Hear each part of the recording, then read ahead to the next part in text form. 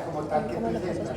Hay muchas cosas que son de memoria y habrá que aprenderlas, pero en el momento ahora veremos. Voy a intentar ser eficiente en eso para ver si nos da tiempo. Lo que nos quedaba faltando a nosotros era, ya habiendo visto la compresión dinámica de las vías aéreas, que fue lo que vimos al final, compresión dinámica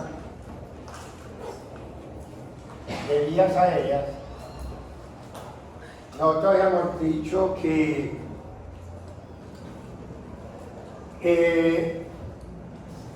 lo que favorece que haya compresión dinámica de vías aéreas es el hecho de que usted tenga, por ejemplo, el retroceso elástico influye, que la elastina, tener buena cantidad de elastina, nos va a dar una buena capacidad de retroceso elástico. Eso hará que la vía aérea, entre más elastina tenga, más tethering tenga y menos radio disminuido. O sea que el enfisematoso tiene el problema acá, el retroceso elástico es muy caído, por ello tiene un radio disminuido y se comporta como una enfermedad obstructiva, independiente de su componente inflamatorio en los bronquios, sino en los tabiques. Entonces, por ese lado, él, a diferencia de una persona normal, cuando él empieza una respiración forzada, a él se le acaba más fácil el retroceso elástico que tiene disminuido. Entonces él va a ser punto igual presión en una parte de la curva de flujo-volumen donde todavía no había una persona hecho la obstrucción o comprimido la vía aérea. O sea que si yo viera una gráfica de esta, de flujo-volumen, que es más o menos así. Flujo-volumen, este es el PT, el volumen residual. Obviamente nosotros hemos dicho que cuando votamos el 20%, antes de votar el 20% aquí, yo voto más flujo entre más esfuerzo haga, es dependiente del esfuerzo. Esta otra parte es independiente del esfuerzo porque eso depende de la elastina que haya suficiente para sacar el aire antes de que la vía aérea empiece a comprimir. Esa es la parte que es independiente del esfuerzo. Ahora, yo tengo que hacer el esfuerzo grande, pero aquí yo tengo que garantizar que salga el aire. Pero lo más seguro es que mucha parte de ese esfuerzo es más del necesario. Pero como uno no puede cuantificar cuánto es necesario, uno debe sacar la mayor fuerza que pueda. En ese orden de ideas, por ejemplo, punto de igual presión, lo presenta todo ser humano desde que vaya de CPT a volumen residual siempre. Lo que no lo presenta es cuando haga un día normal, porque hay una presión y cambio real positivo. En la respiración normal no hay respiración con presiones positivas en la pleura. No hay quien comprima a nadie, entonces por eso que nosotros decíamos que el TIDAL no tiene que tener, es imposible hablar de una compresión dinámica de vías aéreas que punto de igual presión. Pero siempre que hagamos una cosa forzada, sí. Entonces habrá un punto en el cual la vía aérea de acá para acá, de haber portado de este para acá, siempre hay un punto de igual presión. Solo que cuando está acá, el resorte está más largo. Acá el resorte está más cortico, corriendo más cortico, y va disminuyendo el tamaño del resorte, de lo estirado que está. Entonces, obviamente, esto, el punto de igual presión va a empezar acá en la tráquea, acá, más abajo de la tráquea, acá, más abajo de la tráquea, mucho más abajo, y cada vez se acercando más a la periferia. Eso está claro, ¿no? Punto de igual presión se va desplazando. Una respiración forzada, yo empiezo a hacer el punto de igual presión acá, se va desplazando abajo. Porque cada vez que bote aire tengo menos retroceso elástico, entonces cada vez el punto de igual presión le da más cerquita a los pulmones, a los alveolos. ¿Correcto? E incluso cuando falta un 20% para llegar al volumen residual, hay vías aéreas que ya están tan estipadas en la base que se cierra la vía aérea. Se llama volumen de cierre. El volumen de cierre es este volumen acá, a partir del cual, Compresión dinámica había acá, pero no se cerraba todavía la vía aérea porque aguantaba, así no tuviera cartilla, pues no se cerraba del todo. Ya cuando uno dice, falta un 20% de una persona normal para llegar al volumen residual, en la base es innegable, va a haber vías aéreas, ya la presión intrapleural lo habrá cerrado. El aire queda atrapado, ahí sí hay aire que está fluido. En cambio la otra hay una compresión dinámica, que eso está cerrado, pero no ha sacado todo el aire, que es lo que nosotros hablábamos de las constantes de tiempo tau. En las constantes de tiempo tau no hay cierre ordinariamente, sino que simplemente no dio tiempo. Una vía aérea que estaba tapada tenía un tau muy grande, muy bien prolongado y el otro no, entonces obvio. Mientras un alvéolo se había vaciado, el otro no se había vaciado y hacía autopip. Y eso es lo que hacía uno tratando de mejorarlo con ventilación mecánica o con un fruncimiento de los lados. Entonces esto, para que quede claro, los pacientes con EPOC, pélicas de enfisema, si tienen este resorte, está más malo que el resorte de una plana normal, este hace la compresión dinámica mucho más temprano. No tienen que haber portado el 20%. Porque no tiene la misma elastina que un ser humano normal. Entonces yo no le puedo decir a usted votó el 20% de su CPT y ya tiene derecho a hacer compresión dinámica de vías aéreas a punto de igual presión. Esta persona lo va a hacer más rápido porque tiene un CPT de un enfisematoso, no tiene estirado el resorte, ni es tan fuerte el resorte como un CPT de una persona normal. ¿Correcto? Bueno, eso por el lado. Lo otro es que la compresión dinámica depende de la resistencia de la vía aérea. En cuanto a que ya no solo que esto afecta a la resistencia, sino el diámetro de la vía aérea, lo que llamamos el radio. La resistencia que va dada por 8 veces viscosidad de longitud sobre 4. O sea, el que tenga yo broncoconstricción, edema, secreciones, o, como en el enfisematoso, que no tenga elastina que hace que el radio sea disminuido. En el fondo esto trabaja porque no tiene buen resorte y porque esto afecta a esto también. Porque si usted no entiende que esto afecta a esto, ¿por qué está llamando al enfisema una enfermedad obstructiva? Hay que estar aumentando la resistencia. Eso es otro factor. Entonces, el enfermatoso tiene un problema. El resorte no es así de bueno. O sea, no va a salir con un resorte igual que una persona normal. Y segundo, el no tener ese resorte bueno hace que el radio de la vía aérea sea disminuido y la resistencia está aumentada. Esa es una doble razón para que el enfisematoso esté llevado al punto y haga una compresión dinámica de vías aéreas más fácil, más rápido. Y este volumen de cierre se tira para acá. Lo hace más temprano. Temprano es más cercano a CPT. Porque lo temprano acá es botar el aire. Correcto. Si yo me demoro mucho en botar el aire y hacer compresión dinámica, pues, no tengo ningún problema. Pero si lo hago muy rápido es porque muy cerquita CPT estoy cerrando la vía aérea o estoy impidiendo, haciendo punto de igual presión. Y tercero, ¿cómo dijeron? Es que como esté hecha de la pared, la consistencia de la pared. ¿A qué me refiero? Cuando estudiaron los asmáticos, el remodeling de los asmáticos que dio lugar a mucho alegato, el remodeling era las vías aéreas periféricas y había un depósito subepitelial de colágeno.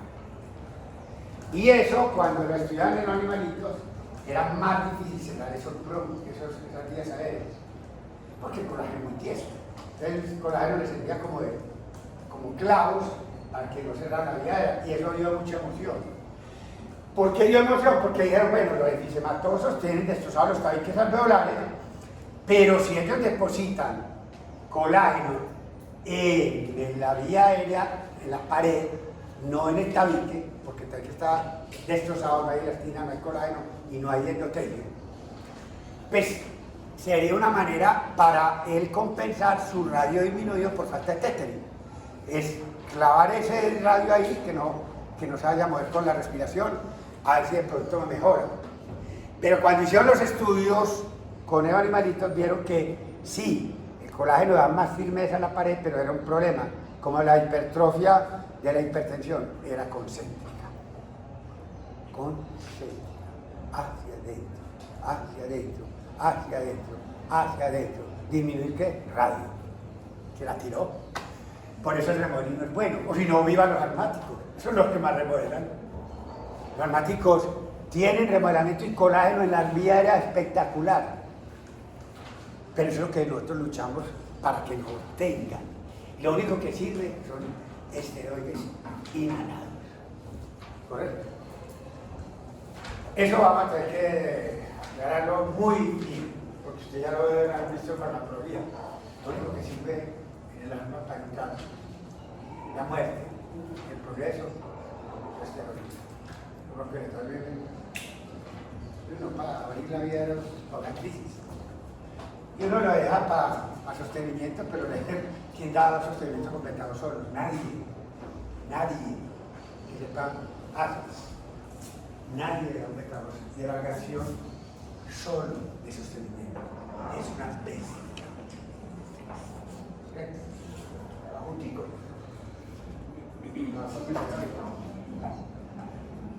Así sí lo haré igual que quiera. Así no sea lo que sea. ¿Correcto?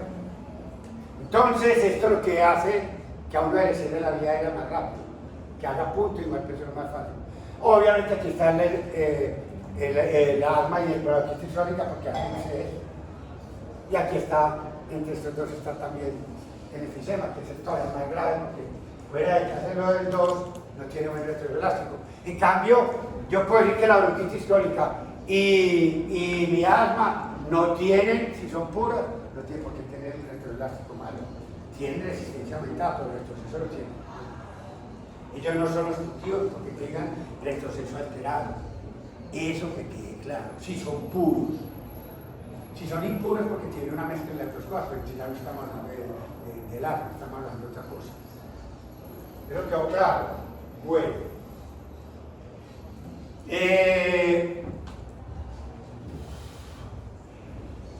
Antes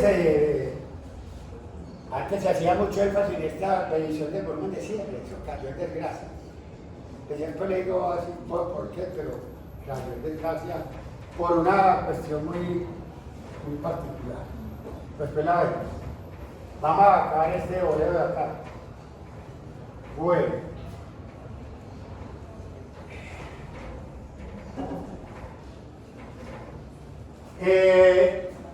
Los pacientes con EPOC y asma, todos son hipoxémicos.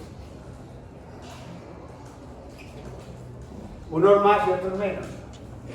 Lo que no todos son hipercándicos, pero es verdad. Y entre más progresa la enfermedad, el EPOC puede arrancar uno con hipoxemia sola y sin tener problemas de hipercambio. Pero cuando va progresando la enfermedad, que es una mezcla de bronquitis crónica y enfisema, estos pacientes a medida que van avanzando en la clasificación del GOL de obstrucción, GOL 3, 4, ahí tiene hipercambio como vamos a ver después. Entonces tienen sobre el hipoxémico hipercámbico. Esta hipoxemia que tiene está clasificada dentro de la hipoxemia hipoxémica. Y recuerden que ya son varias: fiebre bajita, ambiente enrarecido, grandes alturas. Está la hipoventilación alveolar generalizada. Alveolar generalizada está cuarto, acá. Las relaciones de Q bajas son mis máximas del Q. Y quinta, shunts alveolares puros. Además de esto, tiene un problema en la membrana. Es decir, todas estas hipoxias hipoxémicas, a diferencia de las no hipoxémicas, pues el nombre lo indica, obligatoriamente tienen pH2 disminuidas si son puras.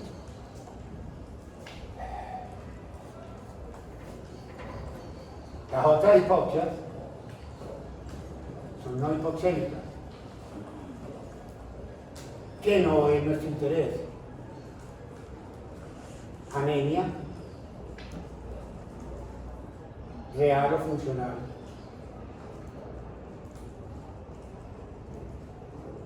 Hipoperfusión. O sea, todos los tipos de shock. Todos son hipoperfusión. ¿Cuál perfusión es? Ninguno. Y tercero, es tóxico.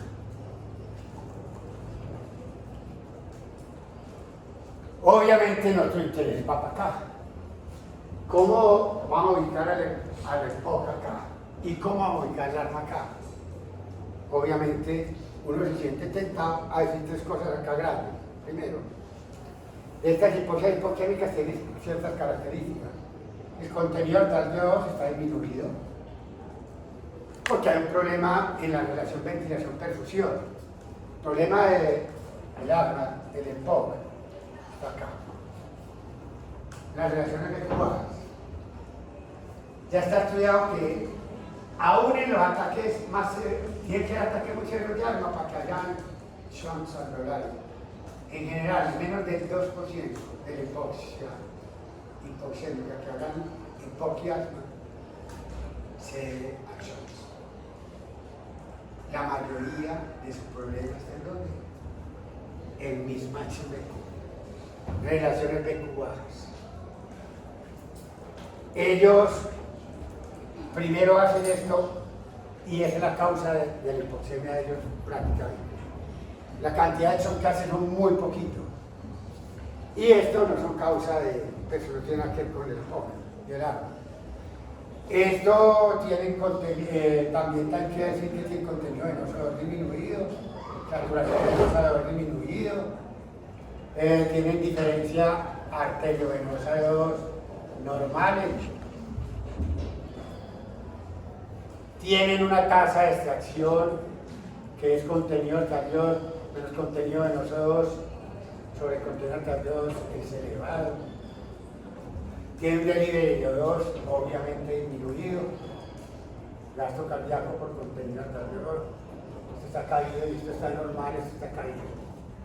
Ya que eso sea, el consumo sea dependiente, independiente de la entrega, eso ya no sé yo. Eso lo tiene que ver en el caso clínico. Pero es una característica de todas estas hipoxias hipoxémicas, no es solo el hipoxiasma. Pero había que tratar de diferenciar esto. Todas estas tres tienen una máxima diferencia alvéolo arterial de O2 normal. Todas estas tres, de este otro lado, tienen diferencias máximas. Diferencias alvéolo arteriales de O2 aumentadas. Y eso no es sino más un repaso al tercero, otra vez. Hay que saber lo del tercero, eso es lo interesante de eso. Entonces, ya usted sabe las diferencias alvéolo arterial de O2 máxima, que es 2,5 por más la edad en años por la FIO2. ¿Cuál es la diferencia? La diferencia es muy clara. Usted aún, mi máximo Q no está tapado la vía aérea. Está parcialmente obstruida, pero no está tapada del todo. Y en ese orden de ideas, si no está tapada del todo, hay algo de ventilación. Algo ventila, mal, pero ventila. Y voy a ser claro, entonces mostremos eso. De pronto podemos ver esa cuestión para que nos quede claro esa vaina.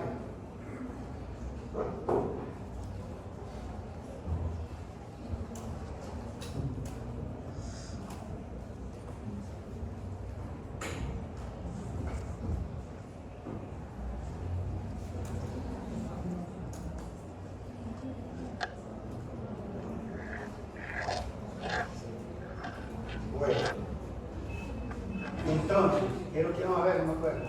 Sí.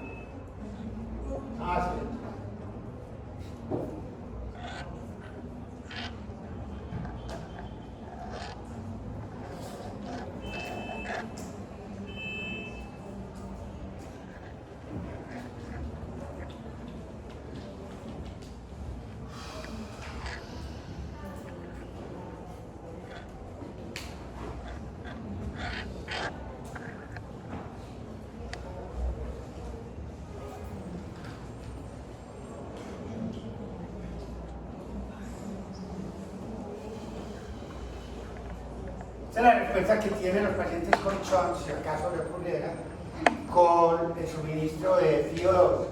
Miren que los Crohn, menos del 30%, todos llegan a 80%. Es el límite inferior de la presión arterial de oxígeno. Corrige el hipóxisis. Por encima del partido 80. Pero de acá para arriba no hay nada que hacer.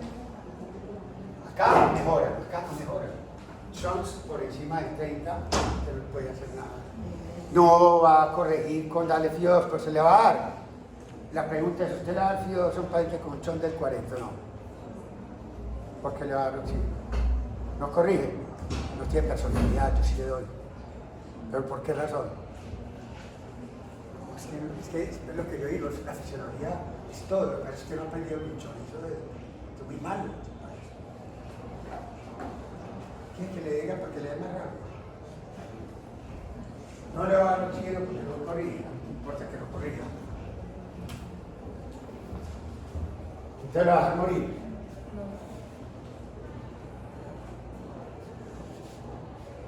Yo sé que con un shunt no puedo pagarle la presión de oxígeno y no dar caca. Miren la diferencia. Y está el hipoxémico. 60 y 97 de saturación. Entonces acá lo va a morir acá, y uno lo puede subir acá, mira lo que la diferencia está tan rara. Está la placa dependiente, listo, la puede subir. El hecho de que no corría no quiere que no lo haga. Eso es fisiología básica. Entonces, ¿qué hacemos a eso? Obviamente, pues, ¿qué pasa acá? Cuando uno tiene el 70% todavía del pulmón bueno, pues, la ventilación de los buenos, aunque no va a aumentar mucho su contenido de oxígeno, compensa un 30%. Pues ya cuando ya hay mucha la cantidad de pulmón que esté en cortocircuito, ya nuestro pulmón bueno no le da, porque los pulmones buenos no ganan mucha oxigenación. Si en 100 ya están 97% saturados, lo único que va a ganar usted llevándolo libre. Ya por 100 más de 150 milímetros de mercurio en PO2 libre, ya la hemoglobina está 100% saturada. ¿Qué vas a ganar vos ya? Por eso tiene un límite, que tenga fe. Por debajo del 30%, los pulmones, con lo poquito que puedan llegar, del 97 al 100% y saturada y llevarlo en libre, le compensa un 30% de los que están jodidos. Pero eso tiene un límite, ¿por qué? Te quiero enseñar, porque ya la hemoglobina a 100 milímetros de mercurio está al 97% saturada. ¿Qué va a saturar más? Ya anda al 150, un 3%, un 2,5%. Eso cuando ya el pulmón malo está en un porcentaje muy grande, el cuerpo no le compensa. Eso mientras está mamando gallo, menos del 30%. Con los pulmones buenos, el restante, usted, con el resto del pulmón bueno, compensa, pero el resto no. Entonces, ¿cuál es el problema del máximo de Q? ¿Sí? Mira acá. Esto no está tapado del todo. Esto no está tapado del todo. Mire la ventilación mala. Una oxígeno de 50, un CO2 de 65. A este está ventilando, lo que no le ventiló a este lo ventiló a este, que está bueno.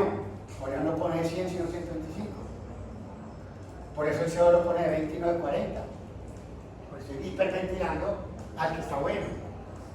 Si yo no entro por acá, ¿por dónde entro?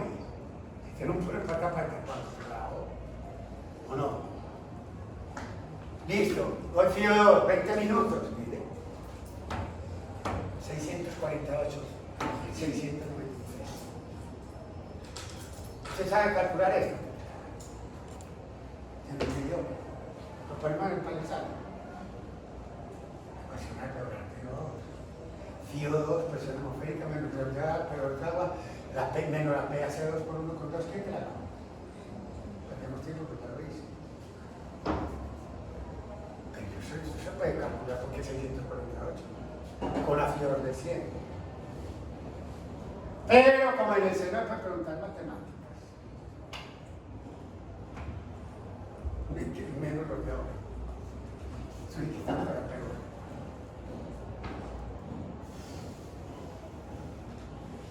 Todo, mis matches de club, todo tiene que corregir con FIO2. todo. No hay uno que no. Y si no mejoró, no tenía ni Maxime Q, sino que tenía un short. Y no le sirvió por eso. Porque esto es dejarlo solo 20 minutos. Se demorará en entrar, pero pues va entrando, pues va entrando. Bien que no tiene la misma presión que el bueno. Pero es 648 es muy bueno. No es lo mismo que 693, pero algo ahí entró. Y ahí mejoró. Mejoró, no, corrigió la hipoxemia. Entonces, enséñese una cosa. Si usted es un paciente que en urgencia no sabe si tiene shorts o mi máximo cupo, porque él viene igual de asfixiado, civil y eso una de los árabes, eso no lo detectan así. La prueba de diagnóstico es, póngale FIO2, alta y vaya subiendo. Si el paciente le va cediendo, o era un short menos de 30, o era un máximo Q. Pero si es un short más de 30, no le va a corregir, le va a mejorar. Le va a mejorar por lo que le dije que está en la parte dependiente de pronto de la curva por el oxígeno muy empinada, pero no le corrige la hipoxemia. La hipoxemia no la va a quitar, se la va a mejorar. Mejorar no es corregir, corregir es llevar a 80, correcto, y listo. Esa es la cuestión que uno tiene que tener en cuenta. Afortunadamente este es el salvamento para los neumólogos. Cae todo lo de COVID y cae todas las armas, se den con FIO2, con mascarilla. ¿Por qué? Porque es la mayoría, la inmensa mayoría, menos el 2% de los complicados. El problema no es un shunt generalizado, sino que el problema es un máximo Q, una relación de BQA, como en la gráfica muestra, que no está tapado de todos los pulmones. Este ya es un caso extremo, muchachos, pero porque él es muy exagerado. Como dañó un pulmón, es un shot de como el 50%. Por decir, un lado bueno y uno malo, 50%. Entonces es un shot que te va a mejorar la hipoxemia, pero no te la va a corregir. Entonces eso es un verdadero desastre. Miren que acá sigue hipoxémico. 46. ¿Correcto? Entonces, no es bueno. Y aquí le estoy dando un oxígeno al 100. Y está a 670. Este tiene 0 de participación. Entonces, toda esta sangre venosa se le viene por aquí y contamina esta acá. ¿Correcto? ¿Sí o no? Entonces, es lo que digo. Ya este es el caso extremo, que este bueno no es capaz de compensar que esta sangre venosa que viene acá. Pero si es menos del 30%, sí es capaz. ¿Correcto? Y eso es lo importante. Bueno. Lo otro.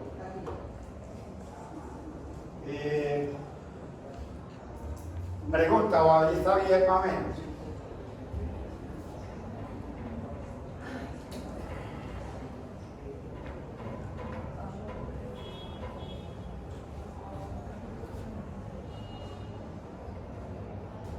Bueno, después de lo mismo.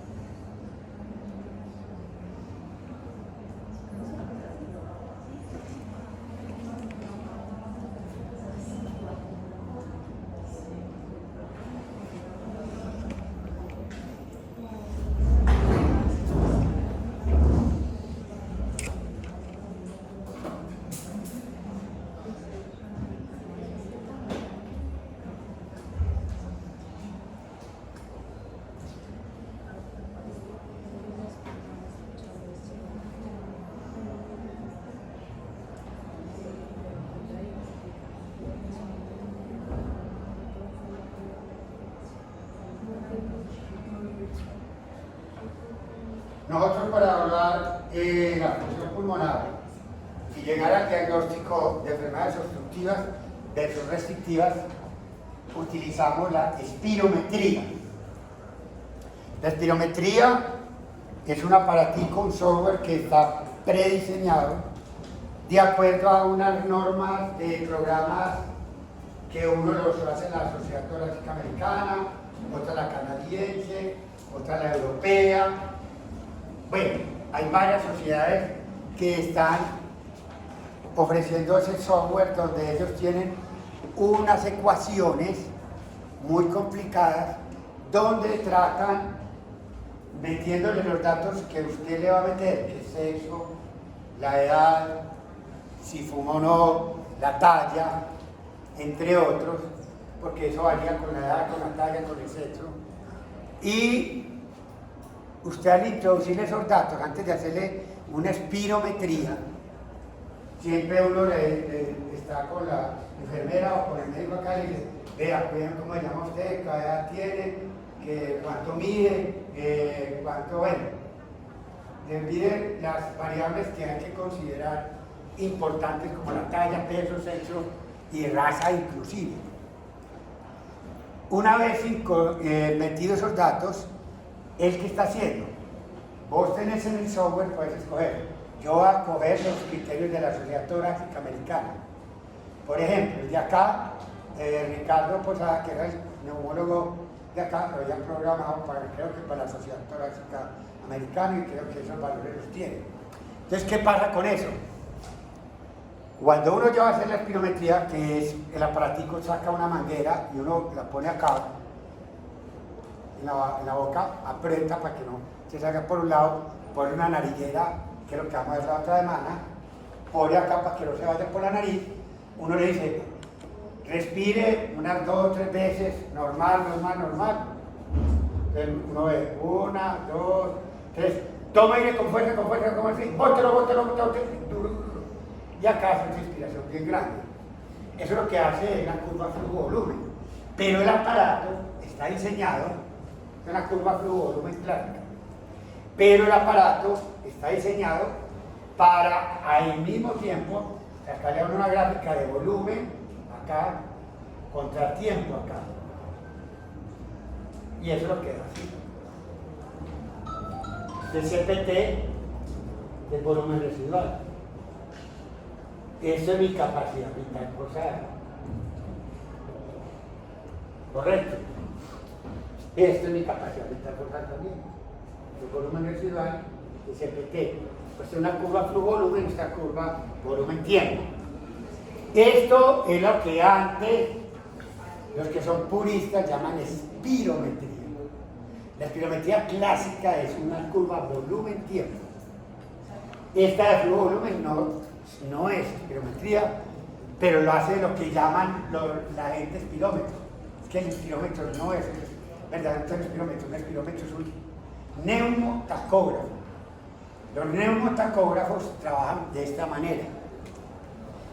Ellos, acá está la manera por donde usted va. Sí. Buenos días. ¿Nos permite un segundito recuerde sus exportados? Sí, claro. Sí. Entonces, mire lo que pasa acá. Vos vas a tomar el aire y vas a botar. Aquí hay una membranita que uno a veces se ve, una membranita. esa membrana se dobla. Entonces, ella tiene un medidor de presión acá para medir la P1 y aquí P2. Y esto va, de acuerdo a la grado de deformidad, a marcar la resistencia que hay ahí. Entonces, como tiene un delta de P, P1 menos P2, y puede marcar la resistencia de la membranita, estoy manejando el flujo, que es delta de P sobre R. Y los que saben matemáticas, la integral de flujo es la que sacan el flujo es el volumen. Entonces ellos se devuelven y sacan el volumen. Entonces pueden determinar una espirometría también, que es volumen y tiempo, porque es que el flujo es un volumen en unidad de tiempo. Y ellos matemáticamente programan el aparato para no solo sacar la curva flujo-volumen, sino sacar la curva volumen-tiempo. Esto es lo que es una espirometría. Esto es una curva flujo-volumen. La juntada de las dos la trabajamos en el mundo moderno como espirometría. Eso no se llama espirometría, es neumotacografía, que es la mezcla de los dos. Pero no acepto que usted hable de eso porque ningún neumólogo, inclusive le va a decir eso, pero no matemáticos. Por buenos que hayan sido en el colegio, no, ya lo olvidó. No sacan integrales, ni derivadas, ni nada. Cambios, pero eso es una espirometría. Cualquiera de las cosas digan que eso es lo que hace un espirómetro. Eso. Ahora, ¿qué es lo clásico de una espirometría? Mírenlo ahí, lo vamos a mostrar acá. Veamos lo más clarito. Esta es lo más clásico de espirometría. Volumen-tiempo. En las personas normales se supone que uno la capacidad vital forzada, ellos tienen unos trucos para decirnos que ya la maniobra debió haber acabado, uno debe fijarse acá, que entre esta medición ya no haya una diferencia más de 150 mililitros. Estos tienen sus vainas de técnica. Eso no es importante, sino cuando usted vaya a trabajar en eso. Pues, ¿para qué lo va a trabajar en eso si usted no va a hacer las pruebas, sino que las va a saber interpretar? Entonces, ¿qué pasa? Más o menos, una persona normal se demora entre 4 a 6 segundos en botar la capacidad vital forzada, ir de CPT a volumen residual. Más o menos 4 a 6 segundos. Por eso, esto a nivel internacional, uno coloca el aparatico. Cuando nosotros lo damos con Paulina en el laboratorio, la que nos ayuda a hacer eso, ella me pone y ve unos relojitos, lo van a ver ustedes cuando esté soplando, 6, 5, 4, hasta que llegue a 6 segundos. Porque si hace menos de 10 segundos es incompleta la botada de aire. Lo maluco de eso es que cuando uno va a tomar aire y llega a repetir y empieza a botar, al principio uno empieza a botar mucho, miren los flujos máximos. Y cada vez va botando ¿qué? Menos. Entonces uno se desanima y frena. Entonces, pues como uno siente que ya no sale lo mismo que antes, el paciente interrumpe y se tira en la prueba. Y hay gente que no llega al final, uno la puede hacer uno. Hay otra gente que ¿qué hace? Duda entre inspiración y expiración. Uno se toma aire, frena y empieza a botar. No hace el pico, entonces hace un montón de desastres que no son fáciles de tener en cuenta. Yo sé que una maniobra continua. Toma aire y en menos de un segundo empezar a botarlo con fuerza hasta que dure 6 segundos. ¿Correcto? Bueno, eso lo veremos en la práctica, pero bueno. Para ver que si es tan sencillito, yo quiero verlo. Hay gente que lo hace. Eso no es tan fácil. Una maniobra bien hecha es difícil de hacer. Hay gente que la hace bien, otra que no. Ponerse interrustados. Hay unos que lo quieren, otros que no. Miren que esto no es una exponencial. Nosotros pedimos que para entrar y sacar el aire no es lo mismo. Miren, en el primer segundo se bota el 80% del aire que quiero botar. El BF1, volumen expirado, forzado en un segundo. Las playas todas son por encima del 80%, lo normal. Hay gente que es súper tesa y te bota 120%, son súper pulmones. Todas las pruebas de freno pulmonar son más de 80, menos los flujos respiratorios forzados 25 y 75 y el flujo respiratorio forzado 50 y 75, que yo ahorita los digo. Porque esos son mucha variabilidad de lo normal. Bueno, eso también es de la voz. Bueno, entonces, ¿qué? Entonces, había gente en el POC y en ALMA que decía, ¿por qué no hacemos el BEC 2? ¿Por qué no hacemos el BEC 3? ¿En qué va eso? A ver, si yo el 80% de lo que voto, lo voto en el primer segundo, estoy votando de vías aéreas pequeñas, medianas y muy grandes. Estoy votando casi de todas las vías aéreas, grandes, moderadas y pequeñas. Entonces, ¿qué problema tiene el BEF1? Que como la vía aérea periférica no pesa más de un máximo, un 20% de toda la resistencia de las vías aéreas, se puede enfermar mucho la vía aérea periférica, que es donde más ataca el arma y el EPOC. Se puede enfermar mucho tiempo la vía aérea periférica y no va a alterar la resistencia total. Porque la resistencia total la suma de las resistencias parciales. Y esa resistencia parcial no está siendo muy afectada porque no pesa mucho. Entonces, cuando un armado o un EPOC le encuentran el BEF1 alterado, si ya está muy avanzado, muy clarita su pérdida. Si ya cantó es porque lleva bastante rato en eso. Porque frecuentemente la gente no siente nada, nunca consulta y puede tener ya obstrucción. Y el BEF1 todavía es que es normal. El BEF1 tiene el gran problema de que ojalá pudiera haber cogido únicamente vías aéreas periféricas. Pero no cogió sino las periféricas pequeñas, las medianas, las grandes, todo. Entonces, increíblemente, la gente empezó a decir, bueno, entonces, ¿por qué no hacemos, no sé, digamos, otros volúmenes distintos? Y por poner el BEF 2, BEF 3, es una pegada. Sigue a través de la historia todo el mundo confiando en el BEF 1. A nivel de POC, en el GOL, la vía de GOL y de GINA para asma, GOL para POC y GINA sigue diagnosticándose con BEF1 hasta que se muestre lo contrario. Y la otra que se mide es todo esto, la capacidad vital forzada. Entonces los parámetros fundamentales para diagnosticar obstructivas y restrictivas son los datos de espirometría. Volumen expiratorio forzado en un segundo, capacidad vital forzada y la relación BEF1 sobre capacidad vital forzada. Esto nadie lo ha podido superar. Con todos los inconvenientes que tiene y con todo lo impreciso que es y con lo tardío que es. Pero con eso se queda uno tranquilo. Ahora, acá, ¿qué puede pasar? Entonces, hubo un intento, mira, que hubo intentos interesantes. Mira el primer intento que hizo el ser humano. Estamos hablando otra vez de volumen, tiempo. Eso es una espirometría. Eso no es una curva flujo-volumen. En esa espirometría, mira lo que hicieron en un tiempo hacia los neumólogos. Descartaban este primer 25%, que era muy grande, orofaringe, nasofaringe, bueno, por lo que estuviera. Y desechaba el último 25% de la aspiración, lastimosamente donde saldría de vías aéreas muy periféricas. ¿Pero por qué lo desechaba? Porque el paciente hacía mala maniobra. Entonces, para evitar las suspensiones rápidas, la mala colaboración al final porque se cansaba el paciente, dijeron, desechemos el último 25% de lo que salga, que posiblemente era lo mejor que iba a salir de vías aéreas muy pequeñas.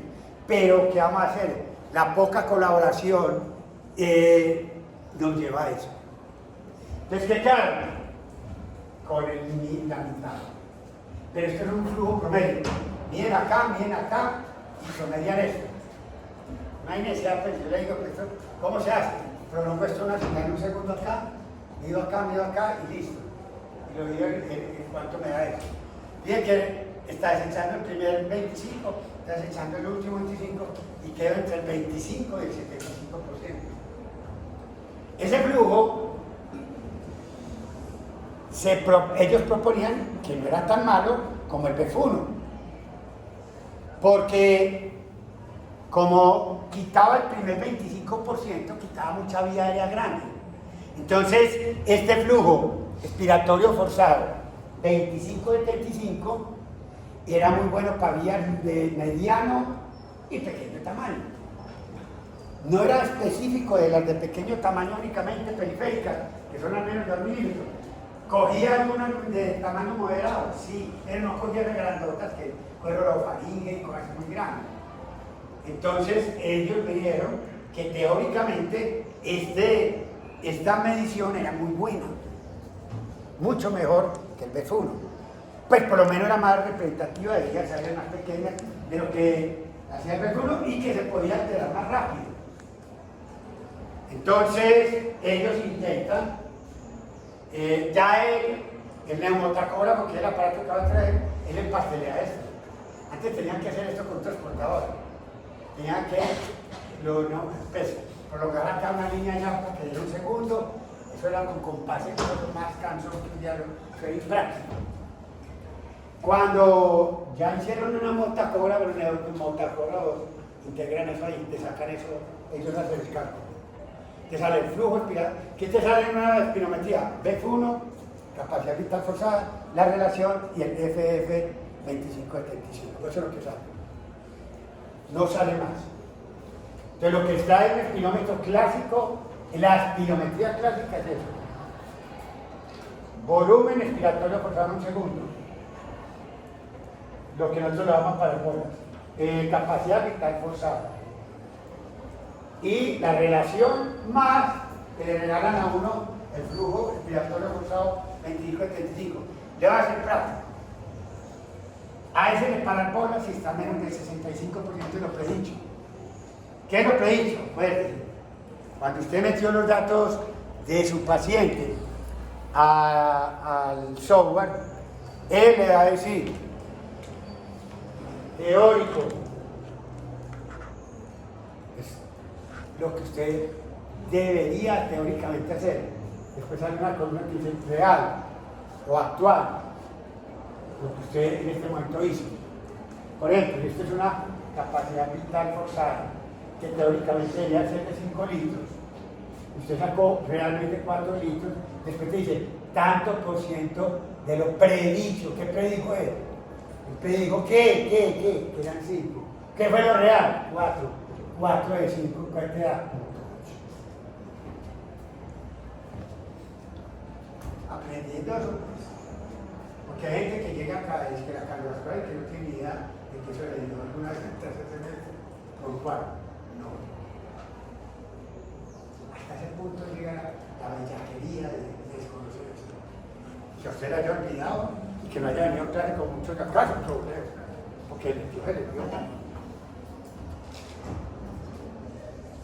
tanto por ciento de lo predicho. Esto es lo que yo predigo lo teórico, lo real es lo que yo hago de lo teórico. Ese es el tanto por ciento de lo logrado de lo predicho. El 100% es 5 litros, 4 litros que boté. ¿Cuánto es de teórico? 100%. Eso es tanto por ciento de lo predicho. Da 80%, punto 8. Bueno. Entonces así se defiende uno. Ahora, si a usted dice, ¿cuánto es la capacidad vital forzada normal? Debe estar por encima del 80% de lo predicho. 80 más de lo predicho. El volumen expiratorio forzado en un segundo, la capacidad vital forzada y la relación debe dar más de punto 8. Punto 8 más, uno de que hay. Menos el flujo expiratorio forzado, 25-75. Que tiene un valor, para que sea medio significativo, aquí uno le para ahora, menos del 65% de lo predicho, ya no el 80%. ¿Y por qué? Porque el flujo expiratorio forzado 25-75 tiene una gran variabilidad en sus valores normales. El valor inferior de lo normal y el valor superior de lo normal es muy grande, el amplio rango. Cuando un examen de laboratorio tiene un amplio rango de valores normales, no diferencia bien los sanos de los enfermos. Se me sobrelapa. ¿Qué es sobrelapar? No sé si es verdaderamente un sano o un enfermo. Porque pudiera ser un sano por valores de laboratorio, pero no es específico porque ahí puede estar también un enfermo. Vuelvo y le digo lo que le dije al tercero. Hemoglobina de 10 gramos por decilitro. Y la hemoglobina normal al límite superior de 20 gramos por decilitro. Es un examen de laboratorio. Mire, a usted le da 18. Usted dice está normal. ¿Sí? ¿Por qué? Puede ser un enfermo, puede ser, tenía 20 y acabó de menstruar. Y se anemizó. Y está dentro del rango normal, 10 a 20. Cuando los valores normales sean para poblaciones tan grandes, no necesariamente aplicar en valores individuales. Para un valor individual, que un rango de valores estrecho. ¿Cómo sería bueno para la hemoglobina? Que le dijeran a uno que la hemoglobina normal es ponerle 12 a 16 o 14 a 16. En hombres, 12 a 14 en mujeres. Ah, eso sí es un rango estrecho. Uno que tenga 17 tiene politemia, uno que tenga 13 tiene anemia. Ahí no le trabaja tan fácil. Pero acá, ¿qué voy a saber yo? Después que 18 sea normal, o uno que tenga acá 14, puede haber estado en 18, y en 18, 14, ¿cuánta sangre botó? Está en un valor normal. Entonces el valor absoluto, aislado, no sirve para nada. No me está diciendo a mí que me ayude a diferenciar. Este 14 puede ser un sano o puede ser un enfermo. Puede ser un sano que tenía 14 de hemoglobina, o puede ser uno que tenía 18 y bajó a 14. Vio que se sobrelaparon enfermos y sanos. Vio que se sobrelapó enfermo y sano, enfermo y sano, enfermo y sano. ¿Por qué se sobrelapó? ¿Por qué? ¿Por qué? ¿Por qué? Por la gran variabilidad en rangos de valores normales. Y eso es lo que le pasa, muchachos, al F 25-75, le pasa como la hemoglobina, tonelada más, tonelada menos. Entonces, ¿qué tiene que haber uno? Ah, no, hermano, bajemos, lo que sea por lado científico ya se está llevado el bulto, entonces digamos que es anormal, pero uno de 70, uno de 75, que le dé un FF de 75, de 70, no le para horas, porque uno no sabe si es sano o es enfermo. Para uno medio estar seguro que es enfermo, tiene que estar menos del 65% de preferencia. ¿Correcto? Y eso mismo le va a pasar a otro amigo que vamos a ver ahora en las curvas flujo-volumen. ¿Correcto? Bueno, esa es la famosa espirometría. Curva flujo-volumen. Esto se hizo como yo lo había dicho, por ejemplo. Se fue un paciente, son todos con el paciente en el 90% de su capacidad vital, solo ha votado un 10% a partir de su CPT. Correcto. Y uno ve,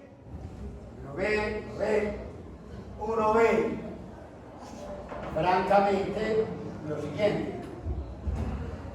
Uno ve que entre más presión pleural haga, positiva, o negativa, positiva, más positiva, o sea, hizo el mismo esfuerzo que hizo 0 que el que hizo más 20, está aumentando la presión intrapleural. O sea que esto está haciendo cada vez un esfuerzo mayor, y cada vez que hace un esfuerzo mayor, esta curva no la llega a tener plató, etc.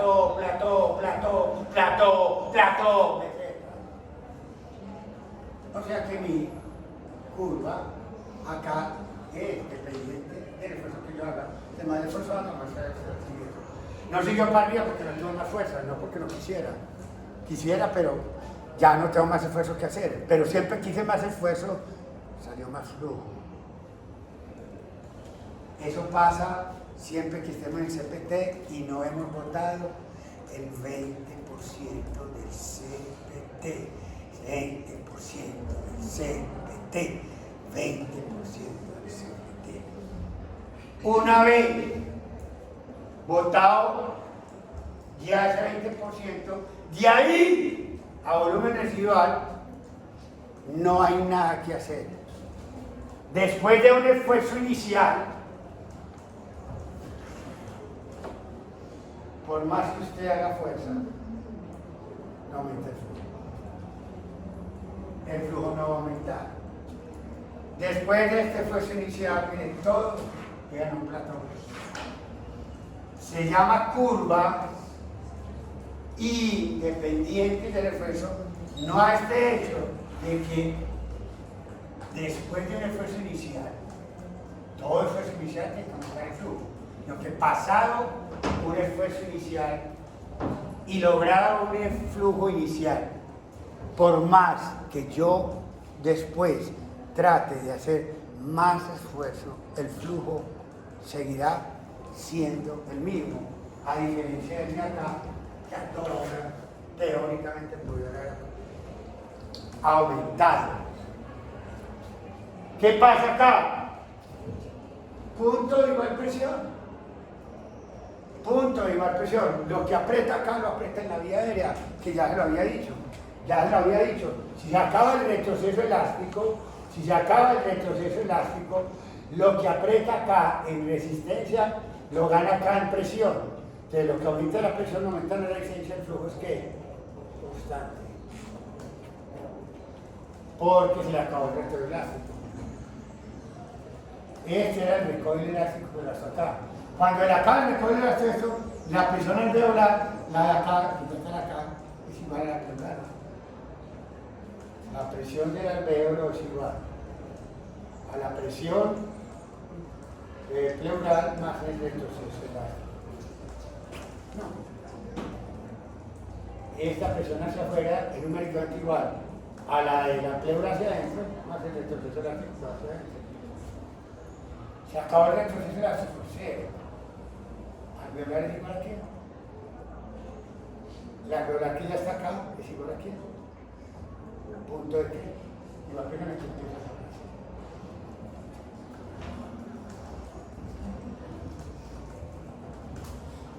Bueno, entonces eso es lo que pasa. Eso es lo que va a pasar ahí. Yo no voy a graficar esto. Lo que voy a ver el máximo, el máximo, el máximo y el máximo. Y lo pongo en una curva, en que ya no es flujo, presión intrapleural, sino flujo, volumen. Flujo, volumen. Por eso, las curvas flujo, presión pleural, que eran de laboratorio, terminaron en clínica midiendo curvas de flujo contra volumen. Ahora, lo que le ponga acá siempre es el flujo máximo obtenido en el momento que usted midió, en el momento que tenía 90% de incapacidad pulmonar total, y va los flujos máximos disminuyendo porque cada vez va saliendo un retroceso elástico menor, y al tener un retroceso elástico menor, pues hace el punto de igual presión más rápido y logra menos flujo porque tiene menos retroceso que el otro. Y eso da lugar a las curvas flujo-volumen, que se grafican así. Esta es la normal.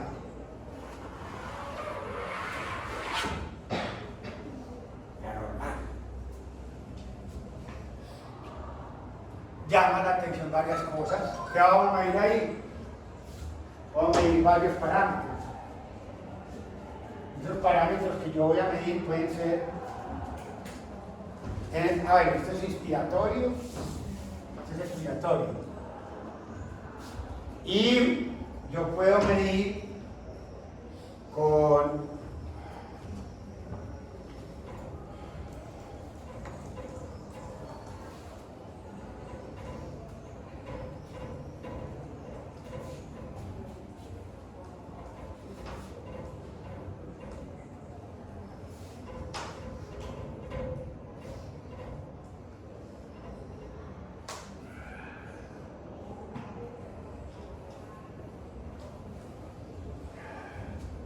Yo puedo medir ahí varios criterios interesantes.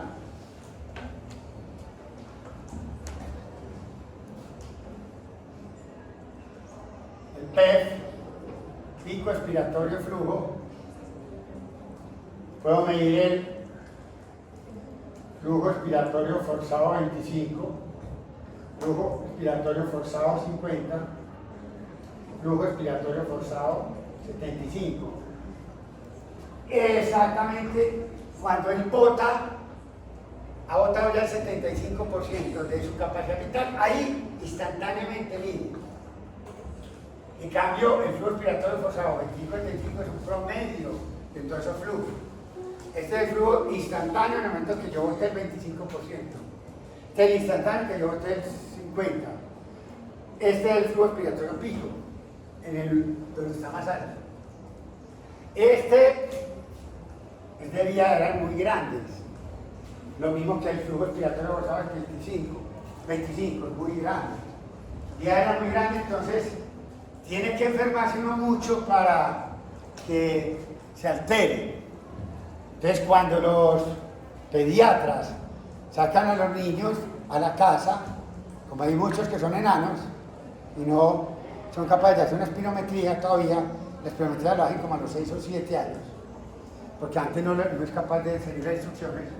¿Con qué los controlan? Con estos flujómetros, los que ven en el hospital, que es el PEF. Le miden, dice, sople durito acá, el niño brega a hacer, y uno le mide el PEF, que es lo que vamos a ver en el neumático. Y de acuerdo a la variabilidad del PEF que tenga, de 2 muestras, una por la mañana y por la tarde, uno ve si se está alterando o no. Si está alterando, llama al pediatra, hay que reajustar la dosis de que se está empeorando. Es lo único que puede hacer, siendo que es de mucha vía aérea grande también. Estos dos son muy buenos para vía aérea periférica. Claro, porque el 50 ya no está teniendo en cuenta todo lo anterior, sino en el momento 50.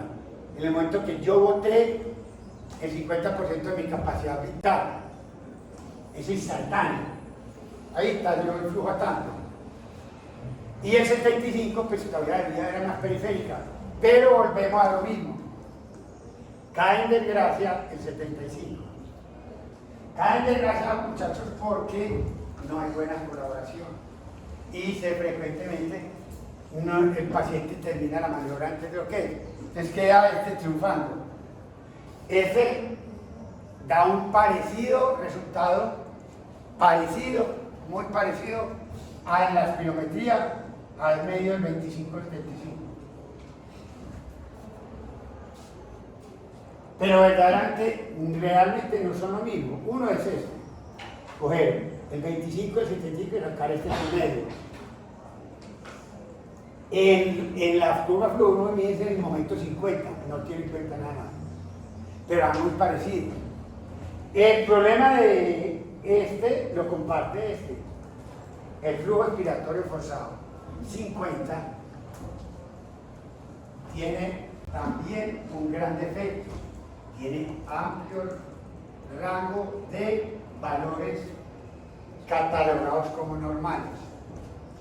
Entonces, eso nos va a llevar a una sobrelapada los sanos con los enfermos y nos vamos a quedar a veces con las mismas curvas. También lo dejan, como dijimos ahora, si es menos del 65% le paran bolas y se da. Yo creo que se está empezando una enfermedad de vías aéreas periféricas. Repitámosle esta espirometría clásica de BEF1, capacidad vital forzada y relación que no me dio en este semestre, la repetimos el otro semestre en 6 meses, porque a mí sospecho que usted de pronto está iniciando una enfermedad de vías aéreas periféricas, como lo me está diciendo mi FF 25-75 o mi flujo expiratorio forzado 50, solo que no ha logrado alterar lo suficiente las pruebas de laboratorio para alterar los parámetros de espirometría clásica. Hay gente que sí confía mucho en ello, o sea, si le da un flujo expiratorio forzado 25 o un 50 menos del 65%, dicen, no friegue. Pues que no me dé los clásicos, pues yo considero que el paciente va a terminar en eso y ya tiene asma o tiene EPOC, de acuerdo a lo que usted crea. Bueno, eso es un criterio. Pero bueno, habrá que ver.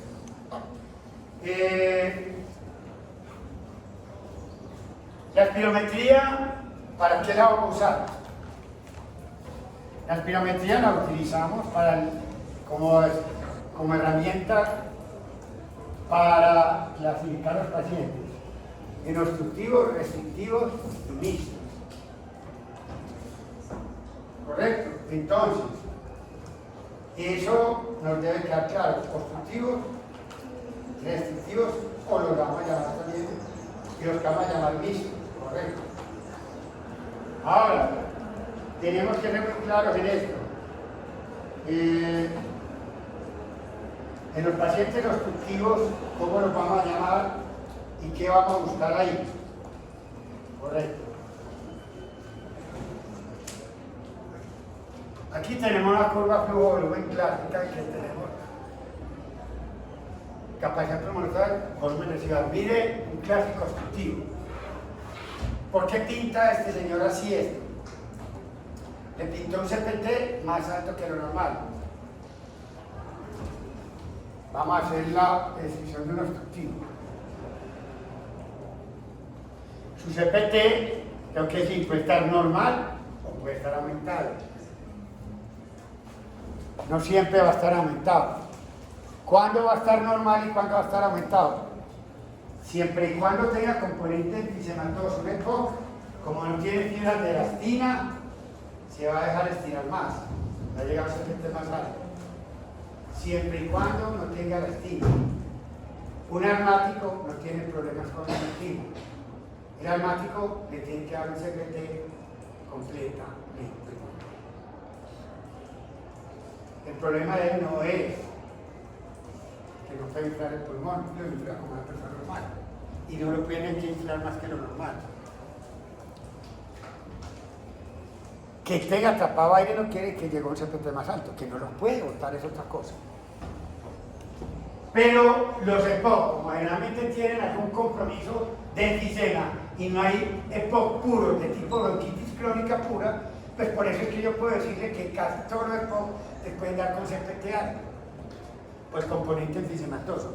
Si usted pudiera desglosar eso y decir que hay una bronquitis crónica obstructiva pura, sin componente enfisematoso, pues le daría lo mismo que el asma. Su CPT sería completamente normal. ¿Correcto? Ese es el primer parámetro que hay que entenderlo acá. Ahora, si usted está obstruido, asma, bronquitis crónica, enfisema, no me digas que vos vas a poder llegar a un volumen residual normal. Si llega a un volumen residual normal es sacaste el aire normalmente. Tienes que pensar, no ser un irracional. En una obstructiva el volumen residual tiene que estar alto. En todas las obstructivas, sea la que sea, te tiene que dar la voz alta porque es que no es lógico esperar que tenga uno otra cosa distinta. Entonces, escriba que en estas enfermedades obstructivas nosotros tenemos todo el derecho de tener un volumen residual elevado. Correcto. Mi capacidad vital, volumen residual,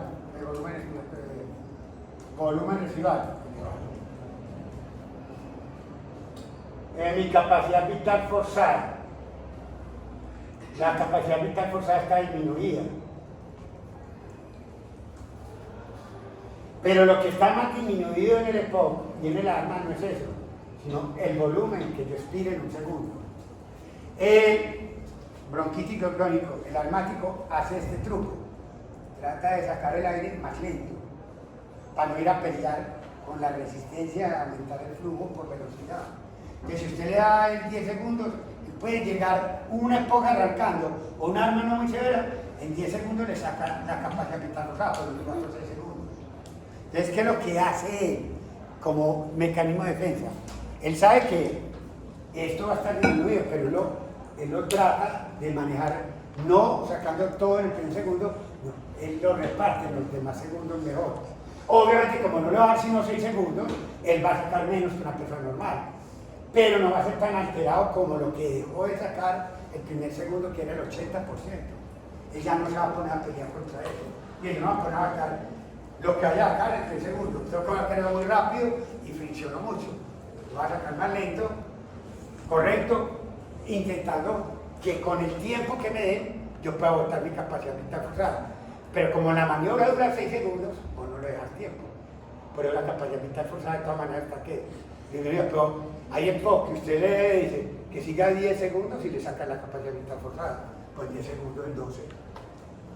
Correcto, entonces la alteración en los obstructivos no es tanto la capacidad mental forzada que se ve disminuida, lo que se ve más alterado en ellos es lo que vota en el primer segundo de esa capacidad mental forzada, que la reparten como entre más segundos. Y es lo que es llamativo en ellos. Por lo tanto, esto nos da el hallazgo clásico de una obstructiva, que es el BF1 sobre capacidad mental forzada. En toda obstructiva tiene que estar disminuido. En toda obstructiva tiene que estar disminuido. ¿Correcto?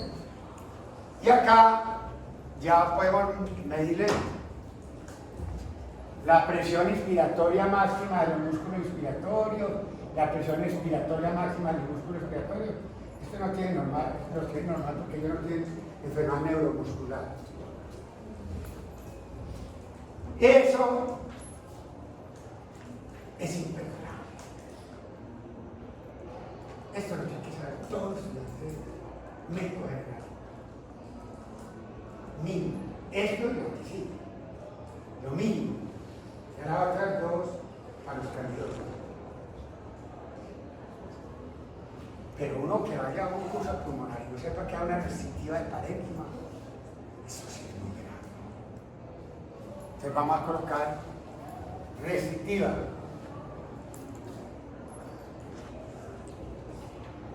De parénquima.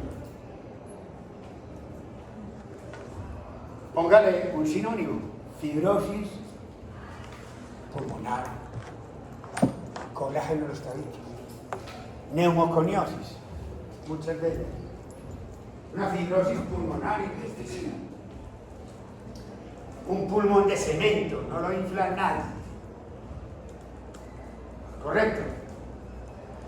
Entonces, las restrictivas las vamos a dividir, las de parénquima son las del tabique. Las extraparenquimatosas las vamos a dividir en dos.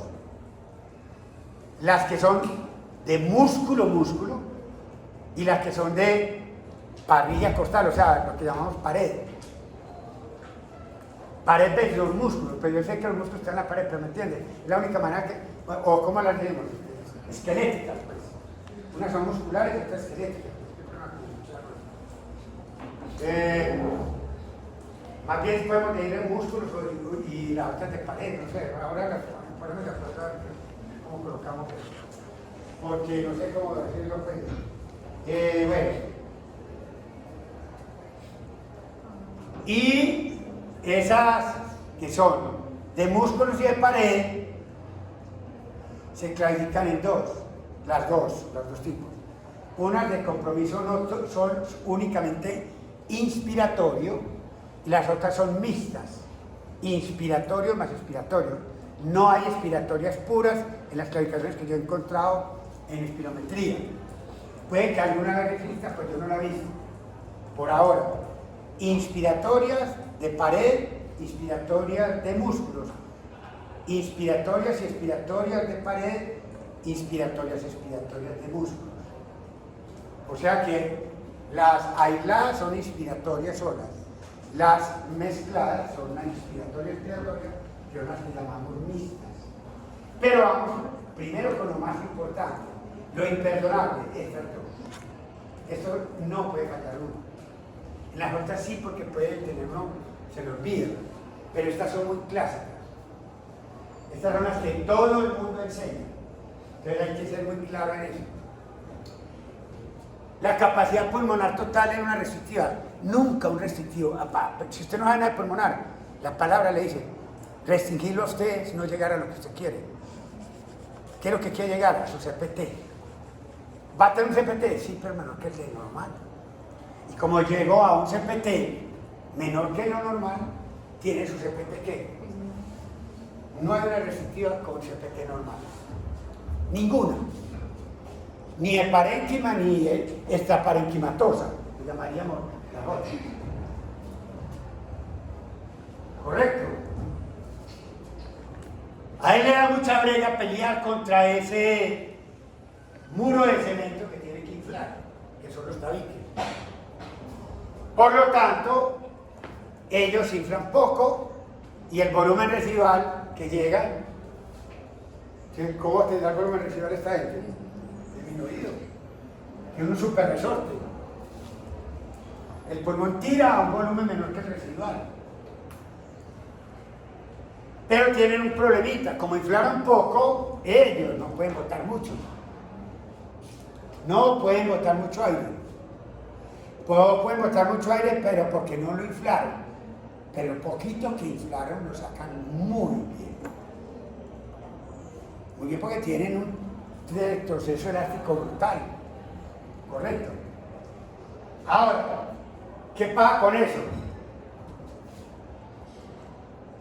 Ahora, tienen volumen respiratorio forzado un segundo disminuido, pero no porque tengan problemas para botarlo, sino que ellos botan el primer segundo mucho mejor que una persona normal, pero como tienen un pulmón tan pequeño, inflado, pero que va a botar no va a poder pelear contra una persona normal. Correcto. No puede idealmente pelear con una persona normal por no haberlo inflado, pero si usted lo inflase al mismo tamaño, si lograra pelear contra el colágeno que tiene y le lograra llegar a un CPT de una persona normal, el retroelástico le gana isopese con el BF1 al de una persona normal. El BF1 sería más que una persona normal. Lo que pasa es que no llega a ser de una persona normal porque no fue capaz de inflarlo. Pero para él lo que infló, lo sacó muy bien en el primer segundo. Lo poquito que infló. Entonces lo que se va a ver más alterado no va a ser lo que saque en un segundo, sino que esto. Mi capacidad vital que forzada.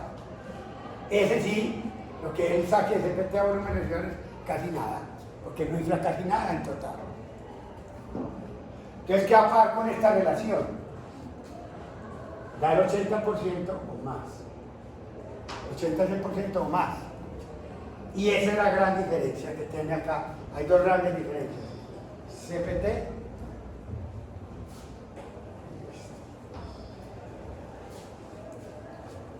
Mire que acá no se van a diferenciar una obstrucción restrictiva. Yo cada vez, ¿hasta cuánto tiene que medir la capacidad vital para decir que es una cruz, una flecha o dos flechas? Nadie. Esto nos ayuda, esto sí nos ayuda a ¿verdad? Estas dos cosas. Esto está también contrastado y contrastado. Correcto. Seguimos entonces con las estaparenquimatosas.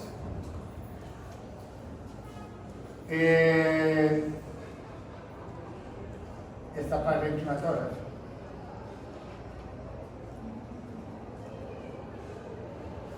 Estaparenquimatosas, y vamos a hablar de ellas entonces del compromiso inspiratorio.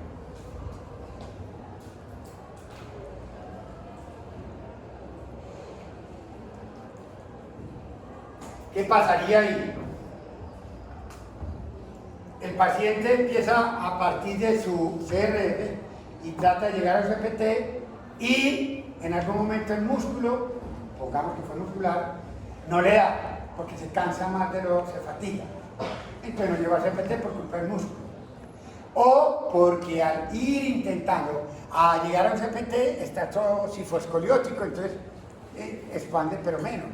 Entonces, expande un poquito bien, pero no es capaz de llegar a dónde? Al CPT. Entonces, indudablemente es una restrictiva, sea de músculos, o sea de la deformidad de la pared de la caja torácica, él no llega a su PPT. De pronto en el fibroesquelético por la deformidad de la pared misma. Bueno. Entonces, ¿cómo va a ser el volumen residual de ese paciente? ¿Lo va a ver algo alterado usted o no? No, es normal, o levemente disminuido. ¿Por qué? Normal si el problema es de la pared de la caja torácica.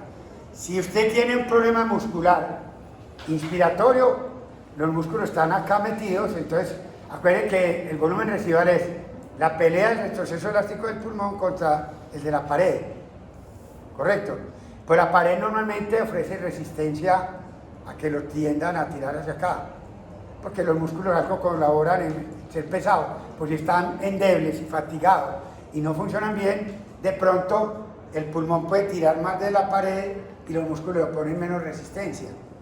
Entonces algunos dicen que esto lo pueden normal o lo verán levemente disminuido. Es un parámetro que casi nadie va a utilizar en los músculos inspiratorios. Lo llaman así. ¿Qué va a pasar con esta gente? Su capacidad vital forzada. ¿Correcto? La capacidad vital forzada de ellos es, si ellos se inflaron menos por debilidad de los músculos o de la misma pared, ¿correcto? Yo no puedo aspirar que tenga la misma capacidad vital forzada que una persona que normal. Correcto. Y eso se va a ver afectado. En todo caso, eso van a tener el problemita.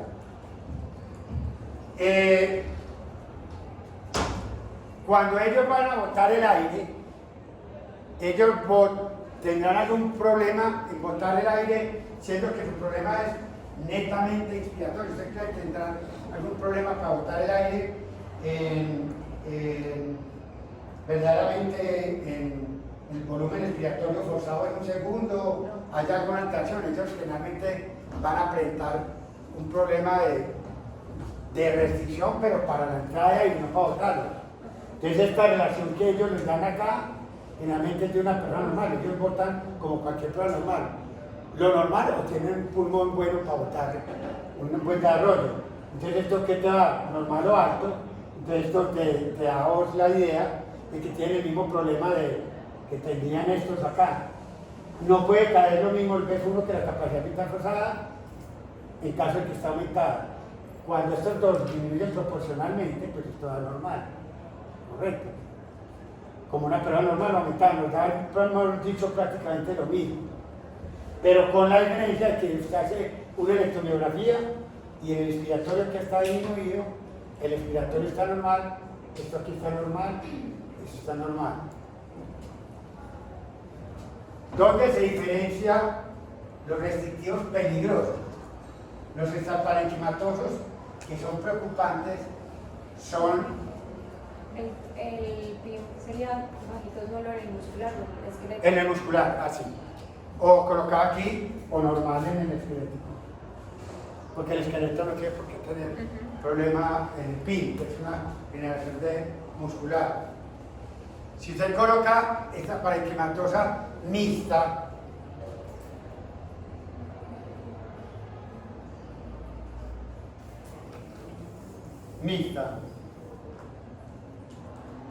estaba más restrictiva, no hay problema. No podemos. Ahora, ¿qué va a pasar? El problema es doble. Muscular o por deformidad de la caja torácica vuelve y no puede llegar a CPT. Pero cuando quiere volver a volumen residual hay un punto en que se atranca antes de llegar al volumen residual y no puede botar toda la capacidad vital forzada. Entonces, puede tener un problemita en llegar otra vez al volumen residual. ¿Qué va a pasar acá? Va a pasar lo siguiente. Nosotros tenemos que ver que esta es la única que tiene compromiso expiratorio que no logra botar todo el aire. Entonces, su volumen residual, ¿cómo va a dar? Ojo, que aquí empieza a trabarse. Ojo, aquí empieza una vez. La única restrictiva que parece una obstructiva hasta ahora es la extraparenquimatosa con compromiso mixto, que pareciéndose a una obstructiva tiene un volumen residual aumentado. ¿Correcto? Tienen un volumen residual que estará aumentado. Bueno, hasta ahí vamos bien. ¿Qué tenemos que decir ahí además? Pues obviamente la capacidad vital forzada tampoco es buena, porque no infla ni desinfla a lo que debería llegar. ¿Correcto? Pero acá quiero que haya una diferencia. Acá va a haber dos tipos, A y B, y esta de acá, para que sepan. Unos van a tener una relación normal o aumentada, y estos van a tener una relación disminuida. Y estos disminuidos se van a trabar con EPOC y alto. ¿Quiénes son estos? Los que no tienen problema en el músculo. Él infló poquito y desinfló, no hasta lo que, pero poquito que infló y desinfló, él no tenía problema. Él, como no es muscular, si no es muscular, sino de pared, infla hasta donde la pared le deja, desinfla hasta donde la pared le deja, pero el músculo está bien, se hizo bien. Por eso hay una relación normal o alta entre estos dos. Pero si el problema es muscular, el problema es que usted infló y le dice, llegue hasta donde lo deja usted, pero usted desinfla muy débil porque el músculo no es capaz. Entonces el B1 le va a dar ¿qué? Disminuido, y esta relación, correcto, le va a dar como si fuera una obstructiva. Que con lo que más se ve afectado, verdaderamente es que el B1. Correcto. Y esto nos lleva a pensar que esto se nos puede entrar con EPOC. ¿Cómo diferenciar un restrictivo extraparenquimatoso mixto de un EPOC? Ahí mismo hay que ir a fijar. CPT. Aquí está normal o alto y acá siempre tiene que estar ¿qué? Disminuido, pero lo puede trabar. El volumen respiratorio forzado en un segundo lo puede trabar, y lo puede trabar el hecho que tienen volumen residual los dos que aumentados. Mire, tiene los dos volúmenes residuales aumentados, mire, 1, 1. B1 de capacidad vital forzada, correcto, ahí nos dan los dos disminuidos, pero el uno tiene CPT aumentado, el otro tiene CPT ¿qué? Disminuido, correcto. Eso es el compromiso extraparenquimatoso. Bueno, póngale lo que usted dijo también, hay que ponerle los músculos. Si acá este es de pared, estaría normal. Si fuera de ¿qué? Músculo, estaría ¿qué? Disminuido. Y lo mismo acá, normal y disminuido, porque depende de lo que sea. Si es muscular, como el mixto, inspiratorio, estaría disminuido. Si es de pared, estaría el problema de los músculos normales. ¿Correcto?